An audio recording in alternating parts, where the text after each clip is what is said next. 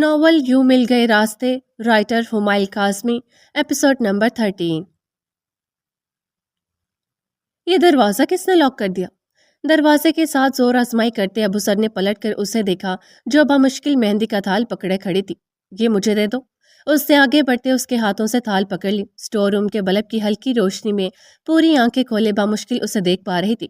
دیوار کے قریب کسی چیز کا شبہ محسوس کرتی وہ زور سے چیختی تیزی سے ابو ذر کی طرف بڑھی، جو توازن برقرار نہ رکھ پایا اور مہندی کا تھال اس کے ہاتھوں سے پھسل کر زمین پر جا گرا۔ ابو ذر نے گرتی الیانا کو فوراً کندھوں سے تاما۔ وہ انچ بھر کے فاصلے سے اسے دیکھنے لگی۔ دونوں کی آنکھیں ملیں۔ اسے آج سے پہلے ابو ذر کی آنکھوں میں اپنا عکس اتنا واضح دکھائی نہیں دیا تھا۔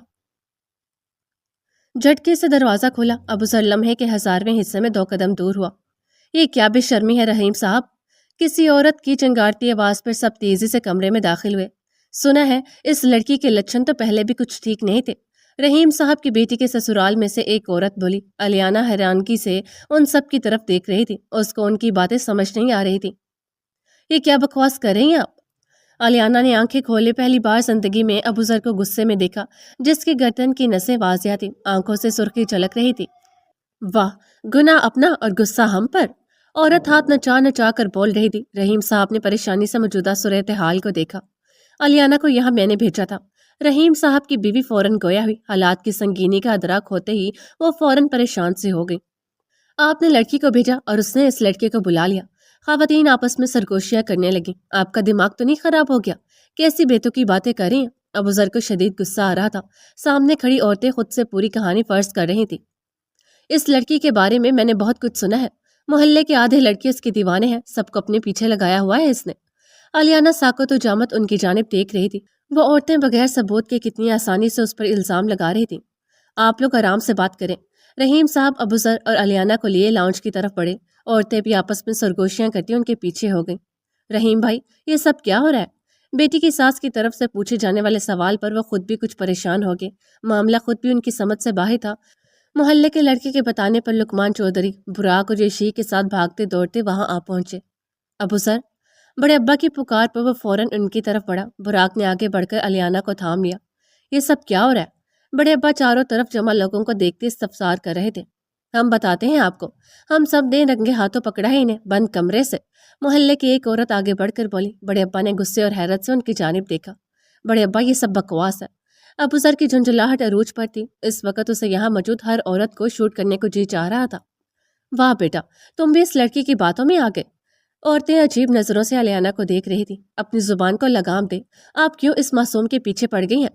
وہ فوراً الیانا کے حق میں بولا۔ الیانا براق کے ساتھ کھڑی خاموشی سے سب کو دیکھ رہی تھی۔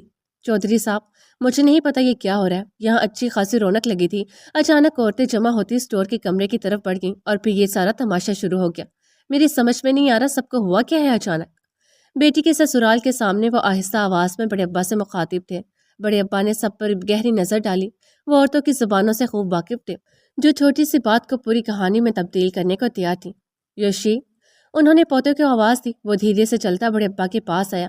جاؤ مسجد سے مولوی صاحب کو بلا لو۔ ابو ذر نے فوراً انہیں دیکھا۔ اس سے اپنی سماعتوں پہ یقین آیا۔ الیانا خاموشی سے سب کو دیکھتی براق کے ساتھ کھڑی تھی۔ بڑے ابا، اس نے بے یقینی سے انہیں پکارا۔ کیا وہ اس کے کردار پر شک کر رہے تھے؟ دماغ درد سے پھٹتا ہوا محسوس ہو رہا تھا۔ تمہارا اور الیانا کا بھی نکاح ہوگا۔ وہ بہت سنجیدگی سے گویا ہوئے۔ ایسے تو آپ ان کے بے بنیاد الزام پر شک کی مہر لگا رہے ہیں۔ وہاں کھڑی عورتیں مسلسل آپس میں چیمہ گوئیاں میں مصروف تھیں۔ ابو ذر نے دائیں بائیں سر ہلایا۔ وہ اس چیز کے لیے بالکل تیار نہ تھا۔ میں جو کر رہا ہوں وہ سوچ سمجھ کر رہا ہوں۔ اگر آج تم دونوں کا نکاح نہ ہوا تو ان کی زبانوں کو ایک نیا موضوع مل جائے گا۔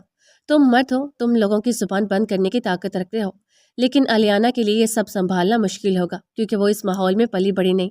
میری پوتی لوگوں کی زبان سے نکلے نشتر سہ نہیں پائے گی۔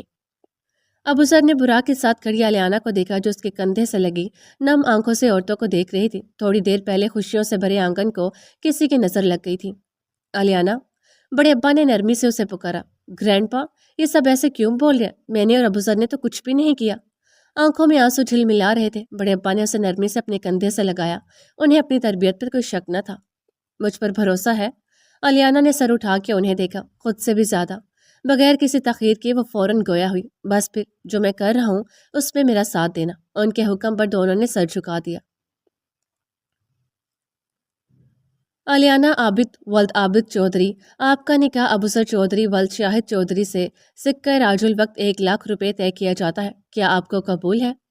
मौलवी साहब के दोहराए गए जुमले पर वो उन्हें खामोशी से देखने लगी। दोनों के निकाह की खबर जंगल में आग की तरह पूरे मोहल्ले में फैल चुकी थी। साजिद मुगल बिमा अहले वयाल रहीम साहब की बैठक में मौजूद थे। खदीजा आपा ने मौका की मुनासबत से फौरन ही चादर अलियाना के चेहरे पर गिरा दी थी। लाडो, मौलवी साहब कुछ पूछ रहे हैं, जवाब दो। बड़े अब्बा ने नरमी से उसके सर पर हाथ रखा। अलियाना ने चेहरे से चादर ऊपर करते उन्हें देखा। क्या जवाब दूं? वो टुकर टुकर सबकी शक्लें देखने लगी। उसके साथ बैठी राबेल को बैक वक्त उस पर प्यार और तरस आया, जो जिंदगी में पहला निकाह अपना होता देख रही थी। अगर तुम अबू सर को अपनी जिंदगी में शामिल करना चाहती हो तो कबूल है, बोल दो। वो बहुत नरमी से उसे समझा रही थी। अलियाना ने सामने सोफे पर बैठे अबू सर को देखा, जो लब भींचे सुर्ख डोरों वाली आंखों से उसे देख रहा था।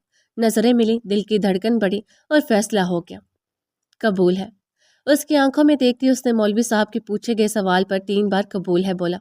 योशी ने आगे बढ़ते उससे निकाह नामे पे दस्तखत करवा लिए। अब बारी अबूसर लुकमान चौधरी की थी। अबूसर लुकमान चौधरी वल्द शाहिद लुकमान चौधरी, आपका निकाह अलियाना आबिद वल्द आबिद चौधरी से सिक्का राजुल वक्त 1 लाख रुपए किया जाता है, क्या आपको कबूल है? चादर के कोनों को दोनों हाथों से पकड़े वो उसी की जानिब मुतवज्जा थी। गालों पर सुर्खियां सजी थीं, सुरमई आंखें जवाब की मुंतजिर थीं। तुम कब से मेरे दिल में आ बसी हो मैं नहीं जानता, लेकिन जहाँ तुम हो वहाँ कोई और नहीं। मैं आज अल्लाह को हाजिर नाजिर जान कर ये इकरार करता हूँ कि अबूसर लुकमान को इलियाना आबिद से मोहब्बत है। मैं हर सर्दो गर्म में तुम्हारे साथ खड़ा रहूंगा। किसी मुसीबत को तुम तक पहुँचने से पहले मेरा सामना करना होगा। मैं जन्नत में तुम्हारे साथ दाखिल होना चाहता हूँ। दिल में मुखातिब होते उसने अलियाना को देखा। कबूल है। बड़े अब्बा के चेहरे पर मुस्कुराहट छा गई। जो ख्याल महज उनके दिमाग में उभरा था, उसका होना किस्मत में कुछ इस तरह लिखा था। तुम रो क्यों रहे हो? हरम ने हैरत से साथ खड़े बुराक को देखा, जो शर्ट की आस्तीनों से आंसू साफ कर रहा था।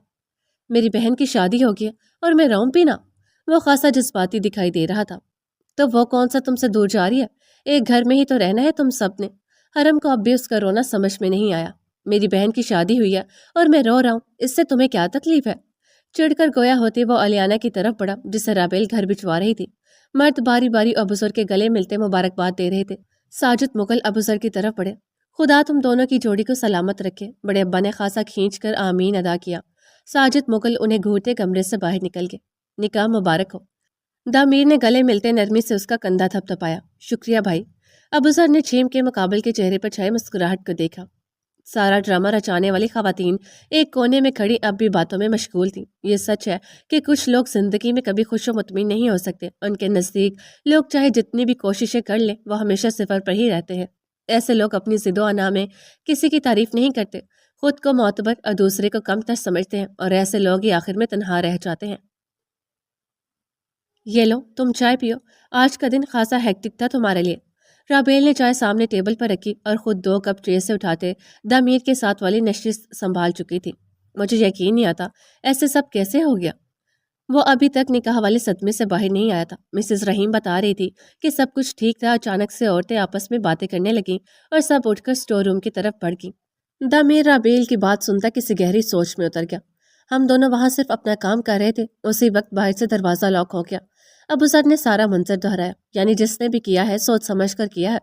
उसने पहले बाहर से दरवाजा बंद किया और फिर सबको वहां समझ कर तस्वीर का कोई और रुख दे दिया। पर ऐसा कोई क्यों करेगा? राबेल ने शोहर से पूछा। जितने लोग हमारी आफियत चाहते हैं, उससे कहीं ज्यादा लोग अपने शर से हमें नुकसान पहुंचाना चाहते हैं। वो हमारे इर्द गिर्द होते हैं, लेकिन हम उन्हें पहचान नहीं पाते। वो तीनों इस वक्त मुगल हाउस में मौजूद थे। अबू सर दोनों को देखकर साथ साथ चाय की चुस्कियां ले रहा था। मैं चलता हूँ अब घर। वो थोड़ी देर में उठ खड़ा हुआ। खाली हाथ? राबेल ने उसे घूरा। तो क्या लेकर जाऊं भाभी? वो हैरत से उसे देखने लगा। तुम निकाह के बाद पहली बार अलियाना से मिलने लगे हो, ऐसे मौका पर कुछ तो देना चाहिए तुम्हें। वो बड़ी बहन की तरह उसे समझा रही थी। इस वक्त क्या लाऊं? उसने परेशानी से घड़ी की तरफ देखा, जहां रात के 8 बज रहे थे। कुछ भी लाओ, लेकिन खाली हाथ उससे मत मिलना, उसने वार्निंग देने वाले अंदाज में कहा। अबू सर ने बेचारगी से तामीर को देखा, जिसने लापरवाही से कंधे उचका दिए। रात के तकरीबन 10 बजे वो घर में दाखिल हुआ। सब अपने अपने कमरे में बंद थे। आज का दिन सबके लिए खासा थका देने वाला था। वो सीने चढ़ता दरवाजे के बाहर खड़ा हो गया। गहरा सांस भरते वो धीरे से हैंडल घुमाता अंदर दाखिल हुआ। पूरा कमरा अंधेरे में डूबा हुआ था। खिड़की से चांद की रोशनी कमरे में आती बेड पर मौजूद वजूद के चेहरे को पुरनूर बना रही थी। وہ دھیرے سے بیٹھ کے قریب گھٹنوں کے بل بیٹھتے اسے غور سے دیکھنے لگا، جسے محبت کی نگاہ سے دیکھنا آج اس کے لیے اجر کا باعث تھا۔ الیانا، اس نے ہلکی سی سرگوشی کی۔ نیند میں کسمساتی اس نے دھیرے سے آنکھ کھولی۔ سامنے خود پر جھکے ابوذر کو دیکھتے وہ پوری آنکھیں کھولے جھٹکے سے اٹھ بیٹھی۔ آپ یہاں؟ وہ کچھ جھجک سے گئی تھی۔ اتنے عرصے میں ابوذر پہلی بار اس کے کمرے میں آیا تھا، ورنہ ہمیشہ باہر سے ہی بلا کر چلا جاتا تھا۔ ارادہ تو صبح ملنے کا تھا، لیکن سوچا اتنا لمبا انتظار کون کرے، تو بس ابھی آ گیا۔ گردن پر ہاتھ رکھ کے وہ گویا ہوا لہجے میں کچھ جھجک، کچھ شرم سی تھی۔ آپ آج بہت اچھے لگ رہے ہیں۔ اس کی غیر متوقع بات پر اس نے سر اٹھایا۔ الیانا نے اس کے چہرے پر سرخی چھاتے دیکھی۔ شکریہ، وہ بے ساختہ بولا۔ کوئی اور بات سمجھ ہی نہ آئی۔ قمیض کی جیب سے ڈبیا نکالتے اس نے بیچ میں سے سونے کا ایک پینڈنٹ نکالا جس پر اے لکھا ہوا تھا۔ پہنا دوں؟ اس نے اجازت طلب کی۔ الیانا نے ایک لمحے اسے دیکھتے پشت پھیر لی۔ ابوذر نے دھیرے سے اس کے کندھے پر بکھرے بال سمیٹے اور نرمی سے وہ نازک سی چین اس کی گردن کی زینت بنا دی۔ نکاح مبارک ہو الیانا۔ دھیرے سے سرگوشی کی۔ چاند کی روشنی دونوں پر چھائی ہوئی تھی۔ تم اپنا رنج و غم، اپنی پریشانی مجھے دے دو۔ تمہیں غم کی قسم، اس دل کی ویرانی مجھے دے دو۔ یہ مانا میں کسی قابل نہیں ہوں ان نگاہوں میں۔ برا کیا ہے اگر یہ دکھ، یہ حیرانی مجھے دے دو۔ میں دیکھوں تو صحیح دنیا تمہیں کیسے ستاتی ہے۔ کوئی دن کے لیے اپنی نگہبانی مجھے دے دو۔